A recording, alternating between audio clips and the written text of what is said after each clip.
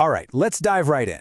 Today, we're going to talk about what is, without a doubt, the single most important decision a founder makes, way before they even earn their first dollar. Okay, so you've got it. That brilliant idea. You're itching to get started, right? To build it, to create it, to sell it. But just hang on a second. Before you even dream about that first customer, there's this one huge decision you've got to make first. Yep, you heard that right. Your first move isn't about your product. It's about how your business legally exists. This is about choosing a legal structure. And trust me, this decision is going to shape everything. Your taxes, how much personal risk you're taking on, and even how big your company can get. It's basically the blueprint for your entire future. So, let's start with the absolute basics. What do we even mean when we say business structure? The easiest way to think about it is like a legal box for your business, right? It's the official container that holds all your stuff, your people, your money, your equipment, all of it. It's what gives your company an official identity in the eyes of the law. You know, for most of us, the journey starts pretty small. It's just you, an idea, and a whole lot of coffee and hard work. And guess what? There's a structure for exactly that situation. This is the simplest, most common way to get going. I mean, if you're a freelancer or you run a small shop on your own, chances are you're already a sole proprietor, maybe without even realizing it. The key thing to get is this: the business is you, and you are the business. There is no separation. And look, there are some amazing perks to this. You're the boss. You call all the shots. No meetings, no committees. You don't have to share your secret sauce with anyone. And the best part? Every single penny of profit goes right into your pocket. But, and this is a big but, there's a catch. This right here, this is the phrase that should make anyone who's a sole proprietor take a deep breath and really, really think. This is the big, scary risk hiding under the bed of going it alone. Here's what it boils down to. If your business owes money, you owe money. There is absolutely no legal wall between your business finances and your personal finances. So if things go wrong, a lawsuit, a big debt, we're talking about your personal savings, your car, even your house being on the line. That is a huge weight to carry all by yourself.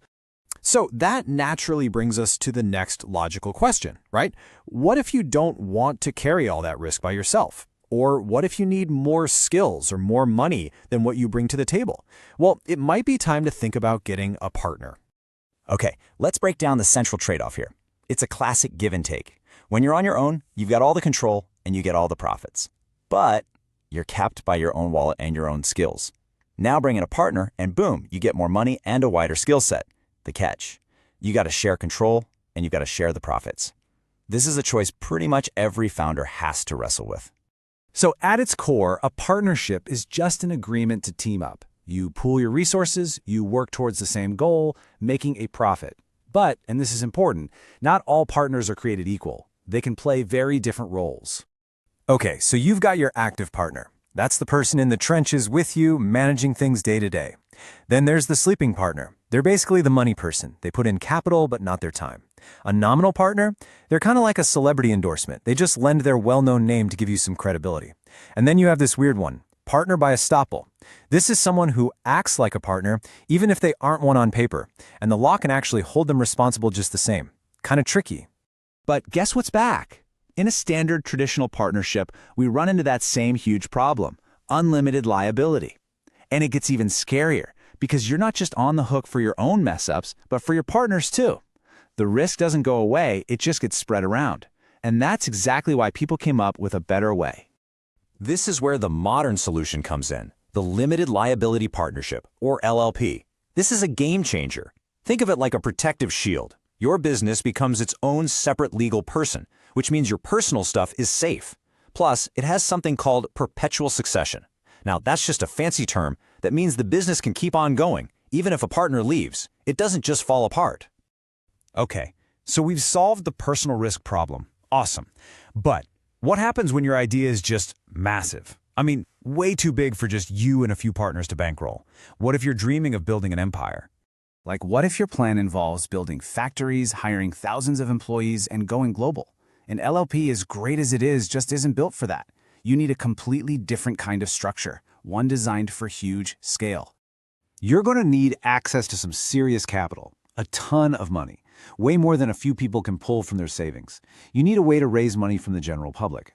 And that brings us to the joint stock company, or what most of us just call a company. Now, this is really interesting.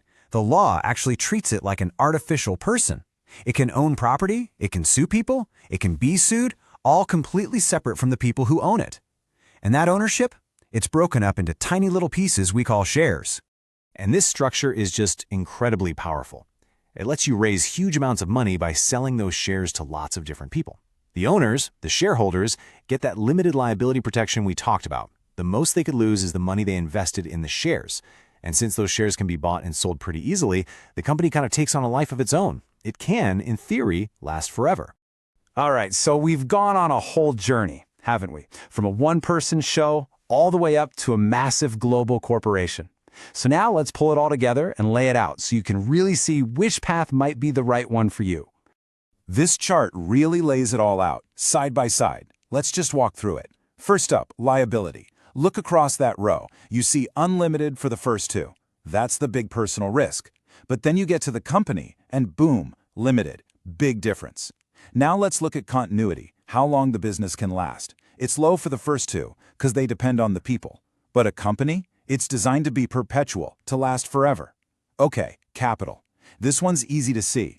It goes from limited to moderate to high. The bigger the structure, the more money you can raise. And last, regulation. This is the trade-off. The simpler the setup, the less paperwork. But a company, with all its power, also comes with the most rules and complexity.